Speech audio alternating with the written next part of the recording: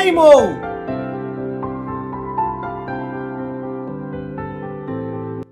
হ্যাঁ বলুন। কি রে, শুধু গান শুনলেই হবে? আর বলুন, জীবনে কলেজে তো এত সম্মান দিসনি।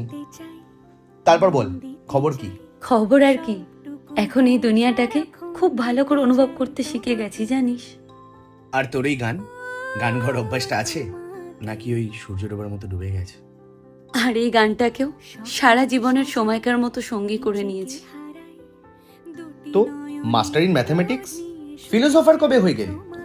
তা মাঝে মাঝে একটু আমাকে অনুভব করলে তো এই অপদার্থ পার্থ সিঙ্গেল থাকতো না, না?